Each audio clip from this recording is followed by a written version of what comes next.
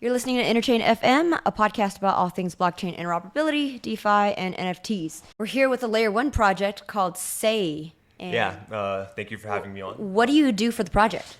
So I'm one of the co-founders and I lead engineering. We've been working on this for around a year in total now. Mm-hmm. And you work with Deedle, who used to work on another project, right? Exactly, yeah. Mm-hmm. All right, how did you guys come to build this project? So I guess a little bit about myself and about the project as well. I personally got into crypto back in 2017. My roommate, he was going through Binance Launchpad at the time, and then afterwards, we worked on a few different projects together. Afterwards, I ended up joining Robinhood, spent almost 4 years over there. And over there, I saw the company 10x, and it was definitely interesting because one thing that the company did really well is they were able to get retail to start trading options, which no one else has been able to do. No one in DeFi, no one in TradFi, and Robinhood did that, so that was very impressive. On the other hand, the way that Robinhood handled GME was a total mess.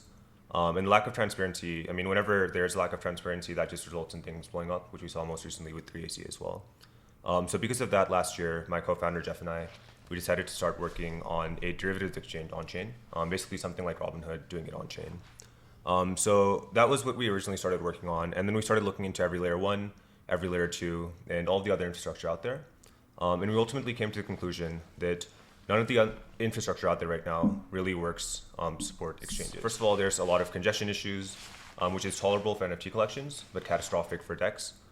Secondly, it's still a tad bit too slow, even the newer chains like Aptos and Sui. And lastly, there's no DEX optimizations that have really been made on general purpose chains. And this isn't really even the fault of layer 1s themselves. This is because DEXs are uniquely finicky types of applications that have really high throughput and latency requirements.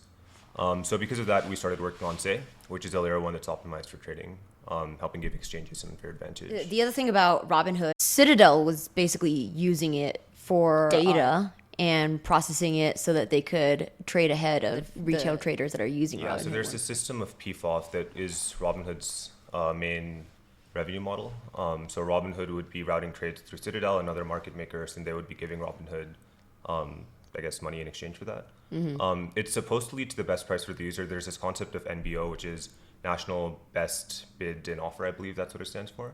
So there's whatever price NASDAQ and other exchanges are trading at, market makers are supposed to give users a better price than that. So it's supposed to be positive for customers, but the NBBO is only looking at the visible trades that are happening. It's not looking at dark pools and other kinds of hidden kind of trades that are occurring. So it's questionable if it really results in the best experience for the user, but that is the experience that Robinhood users and honestly a lot of other brokerages give to their users. That being said, does SEI have anything that protects retail to give them the best trading experience? Mm-hmm. And maybe you could talk about the intention and what reality looks like. Yeah, so we make use of frequent batch auctioning. So the way that works is any exchange that's building on top of SEI and making use of the underlying order matching engine.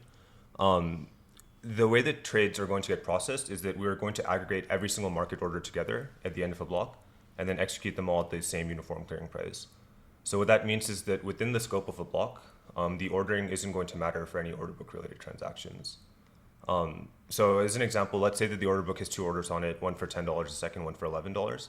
What would normally happen on Serum or other exchanges is first one will get processed for $10, first market order that comes in will get processed for $10, second one will get processed for $11. With SEI, they would both get processed at $10.50. So from a user point of view, that will lead to more price fairness, and it doesn't matter what your ordering is within a block. With that being said, MEV is a massive area, and there's a lot of complexity and nuance around that. So there still are potentially ways for validators to try to, for example, exclude user transactions within one block and include them in another block. That's one thing that could potentially happen. And another thing is that this only applies for order book related transactions. So if someone is making use of an AMM or another type of exchange on SEI, then this won't be completely solving for front running. Right. So in this case, even though transactions within blocks get uniformly processed at a same price, this doesn't mitigate block by block based sandwiching, right? It's not by the validator. So if there's multi-block MEV, that is something that can still be affecting order book related transactions in theory, but that would require coordination between different validators. And one thing that we're looking into is randomizing the ordering of validators. So that will help make it impossible for validators to actually coordinate unless there is, unless they just end up getting lucky essentially. But the randomness of validator ordering will help. If you're doing that, that's a change in Tendermint consensus, isn't that? Because Tendermint's deterministic. The protocol is. So if you're creating randomness in validator ordering, then that would mean that you guys it needs to be deterministic within a height, but this would be adding randomness between different heights. So that's not going to matter in terms of having multi-block MEV because that's across different heights. Default Tendermint will not be having that randomness, but that's one thing. Like we're making a bunch of modifications at the Tendermint and Cosmos SDK level. So that'd be one of the changes that we're going to be making. I mean, yeah, a lot of the changes that we've been making, we've actually forked both Tendermint and Cosmos at this point. So this would be updating our fork around that. So this will not be like some small modification to Tendermint. But we do plan to upstream a lot of the changes that we're making right now. What are the edge cases with this? With the frequent batch auctioning model.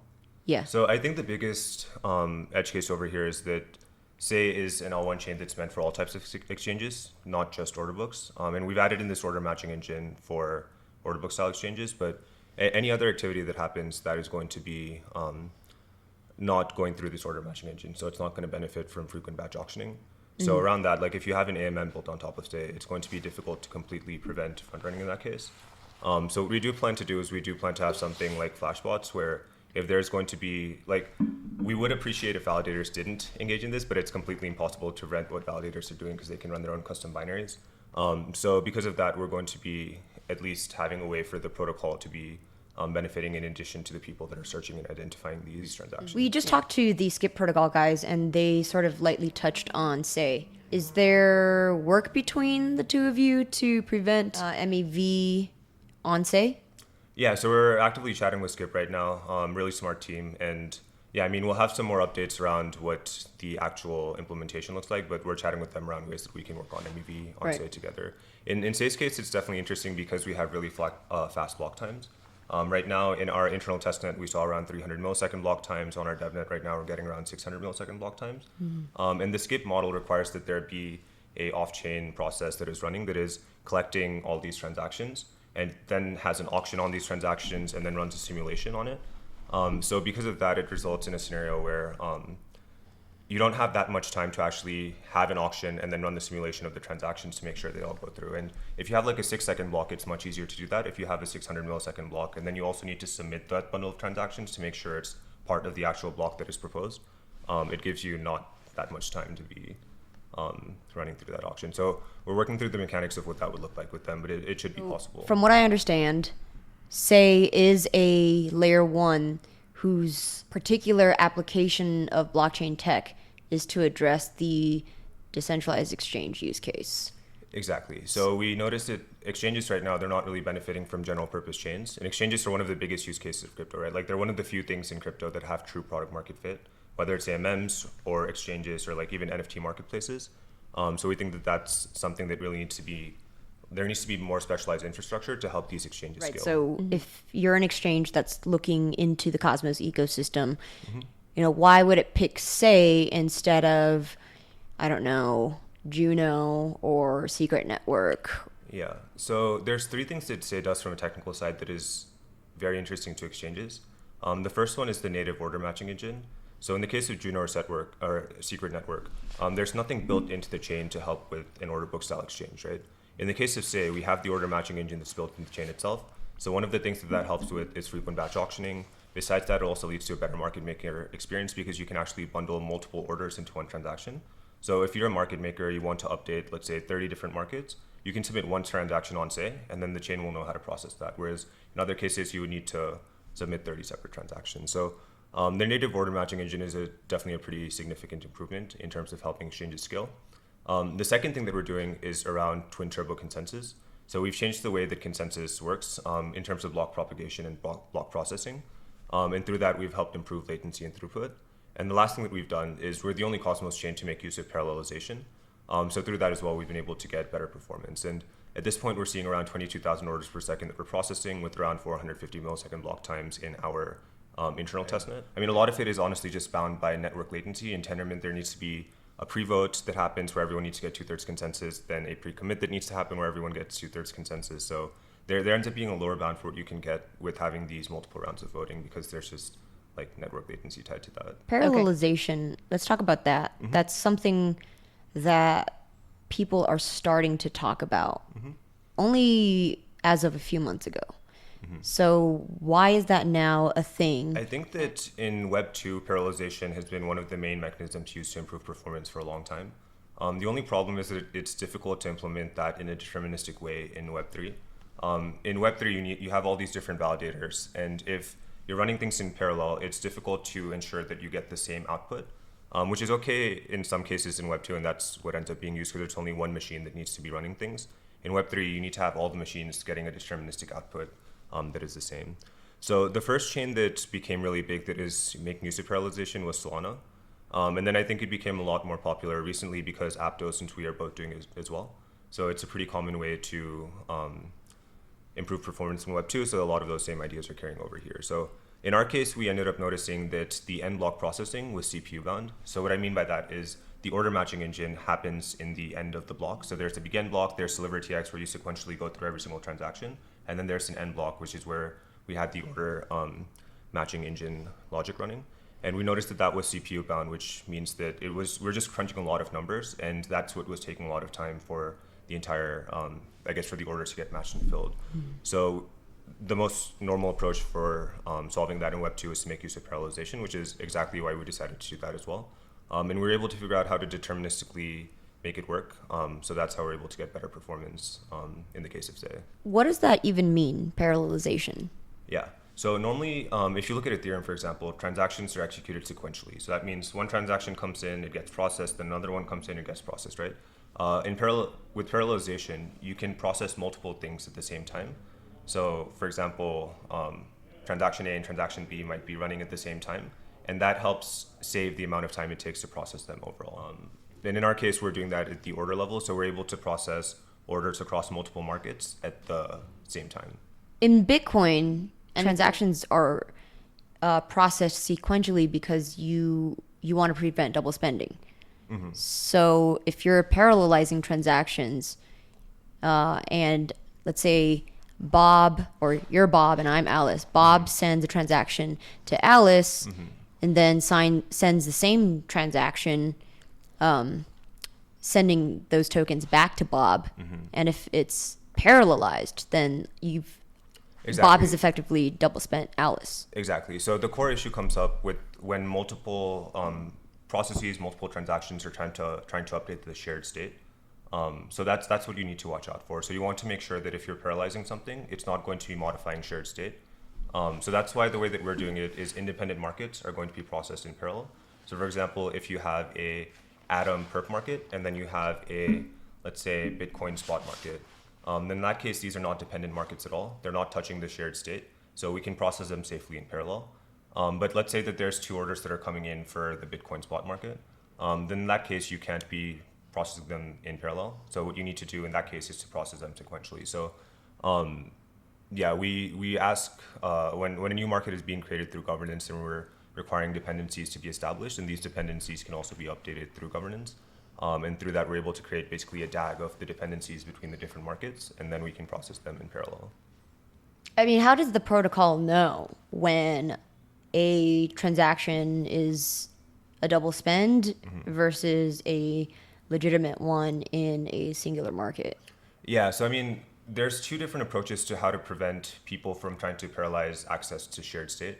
One approach is requiring dependencies to be created up front. This is what Solana is doing, this is what Twee is doing, this is also what SEI is doing. The other approach is to optimistically just try running everything, identify conflicts, and then afterwards just rerun the things where there are conflicts, and that's what Aptos is doing with block STM. I personally think that the first approach is better because then you only have to run computations once, and that's what we're doing right now. So we ask different markets to be identifying dependencies between each other, and that way you can prevent them from trying to, like transactions that are going to be touching dependent markets from being run in parallel. The block STM approach is pretty interesting, where you basically have everyone, like every single transaction tries to get run in parallel, and then the ones that are mutating shared state, they all get identified, and then afterwards they all get run sequentially again. The downside of that approach, like in the happy path over there where there's not too many accesses to the same state, in that case it ends up being a lot faster. So let's say you have 100 transactions, none of them touch shared state. Well, you can easily execute them without requiring any dependencies to be defined up front. But what generally ends up happening in any kind of application is that there's going to be a few hotspots, right? There's going to be a few places where there are a lot of, like where there's state that's being mutated by multiple things. Like this could be a DEX, this could be like an NFT marketplace. Basically it's always going to end up being these applications that people want to be using. So in that case, you're just going to try running everything once, it'll fail, and then you're going to have to try running everything again. So yeah, I mean, that's why I think the approach where you just define dependencies up front is going to be faster. Yeah, this sounds awfully complex. Can you help me understand Solana's way of parallelization and what the trade-offs are? Just because from an outsider's perspective, the chain halts a lot, and it's also more centralized, at least in the start, compared to other proof of stake networks. So yeah, how do you reason about those trade-offs? Yeah, so overall I think Solana has done a fantastic job given the kind of problems that it's trying to solve. A few different questions you asked over there. The first one is around parallelization. In Solana's case, they require the accounts that are being modified. So in their case, they call the state that's being mutated accounts. So the accounts that are going to be modified in any transaction, they're required to be provided upfront so that C-level knows how to be parallelizing these transactions. So similar to what we're doing, we ask markets to be defining dependencies upfront. In their case, they ask that all the accounts that are being updated just be defined upfront, and then afterwards it's easy for them to parallelize that because they know what the dependencies are. That's the first thing. So that does help improve performance in Solana's case. The second thing that you asked about is around their outages.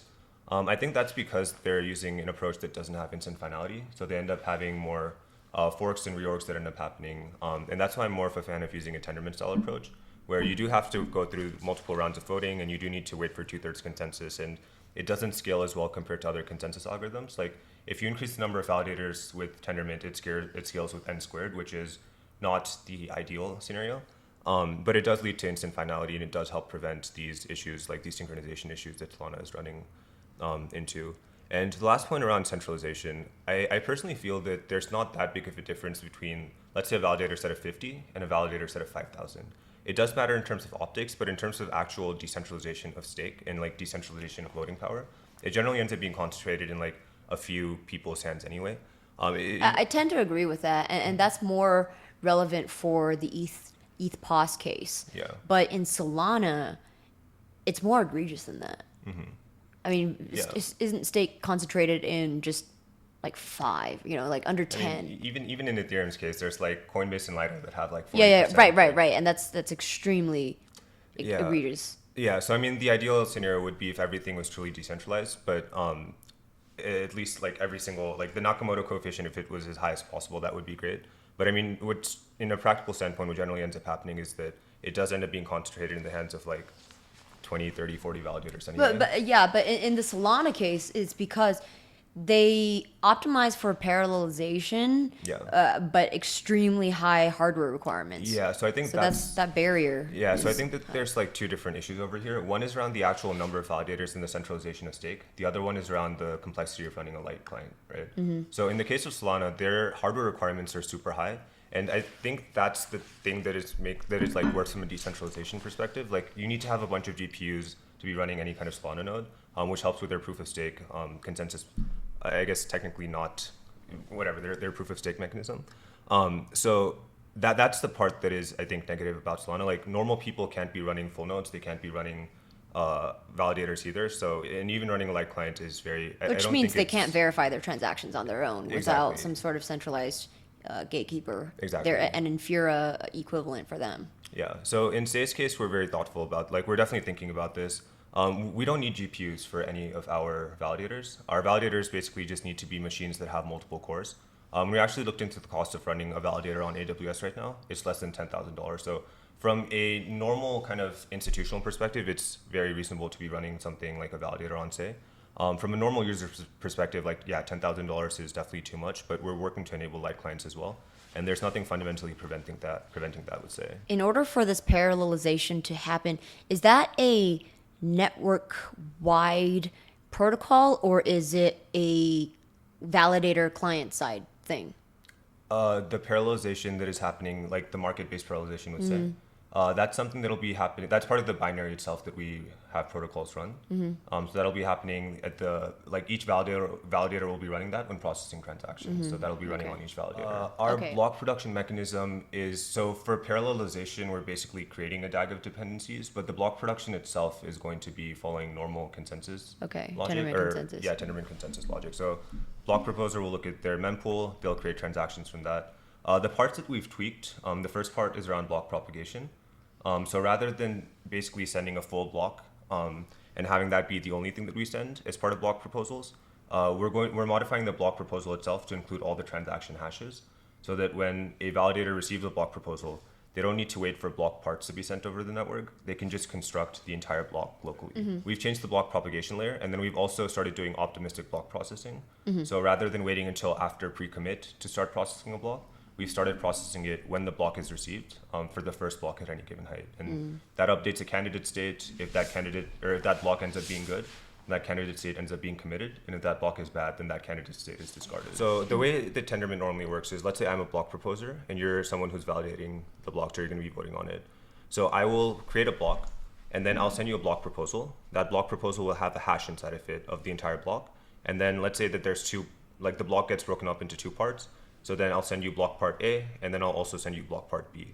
So from your side, you're waiting for the block proposal, then you wait for block part A, then you wait for block part B, and then you can get started with pre-vote. So what's bad about this is that your mempool typically already has all of the contents of block A or block part A and block part B, because the content of the block is just transactions. It's like entire transactions, and your mempool already has received these entire transactions. So that was the insight that we had, and then we actually ran metrics to see what percentage of blocks or transactions are already in validators' mempools. So we found that 99.99% of the time, validators already have every single transaction that is there in the block that is being proposed. So validators end up just waiting, even though they already have all the transactions in their mempool. So because of that, we started changing the way that block proposals work. So what we do now is, in my block proposal, I will include transaction hashes. So let's say there's 5 transactions, so I'll include transaction hashes for A through E. And then when you receive that block proposal, you can just look at your mempool. So you see transaction hash for A, and the way things are stored in mempool is it has key to the transaction. So you could just see, like in O of one time, that okay, I have this transaction already in my mempool, and then you can see that for all 5 of them. So you can just construct that block locally. You do a checksum. Exactly. So you can construct the block locally, and then you can find the hash, make sure it matches the hash that is there in the block proposal, and then you can start validating the block without needing to wait for the block parts being sent across the network. So we found that actually improved performance by around 40%. And I mean, from our side, that was massive because we've already changed all of the low-hanging stuff. We already worked with Zaki and Marco to improve the configuration to the Tendermint level. We already added in parallelization. So any significant improvement like that is a huge win for us at this point. Got it.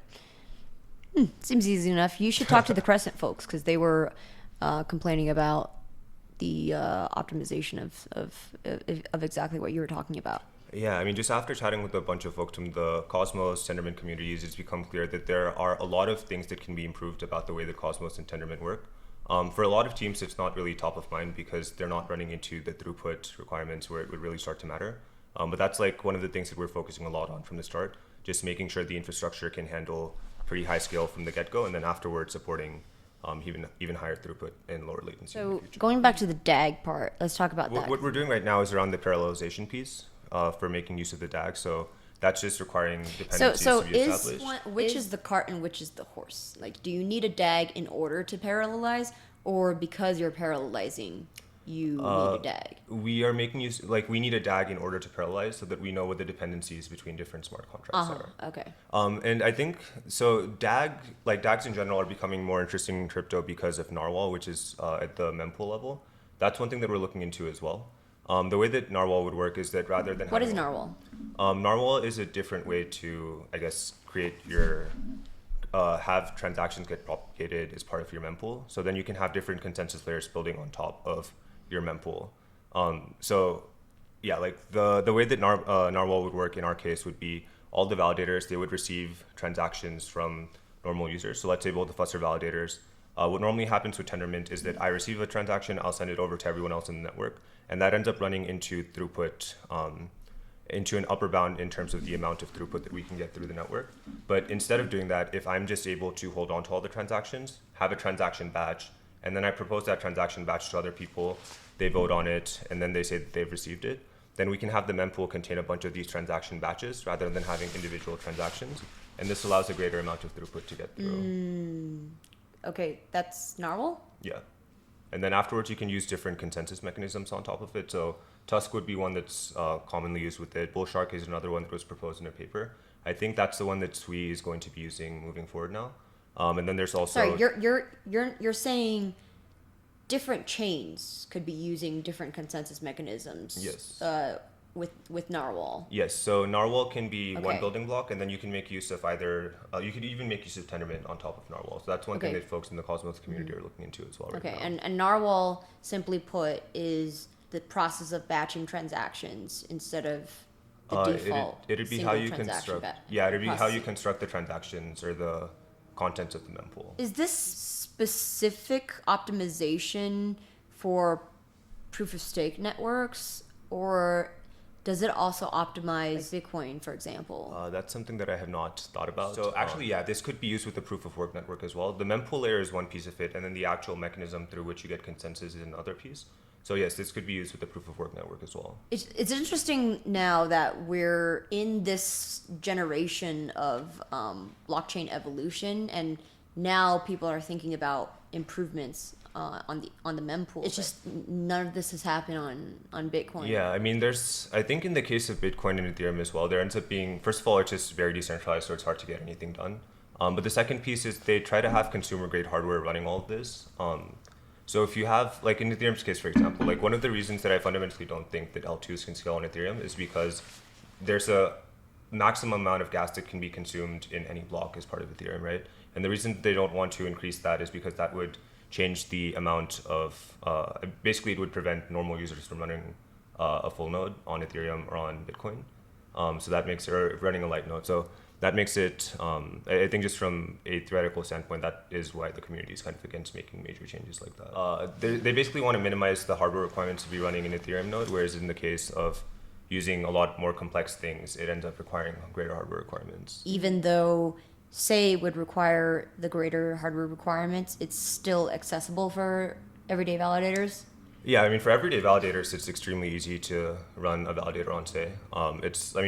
Even for our internal testnet right now, it's less than $7,000. And I mean, realistically, it's not going to become like tens or hundreds of thousands of dollars to be running a validator on SEI.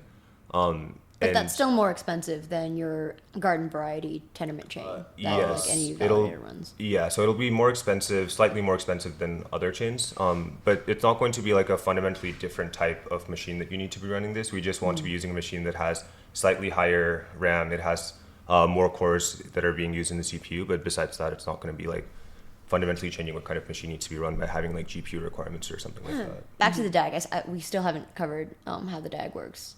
So from the parallelization side, we just require governance to be like, let's say you want to create a new market. Well, wait, let's back up. What is a DAG? How does it work?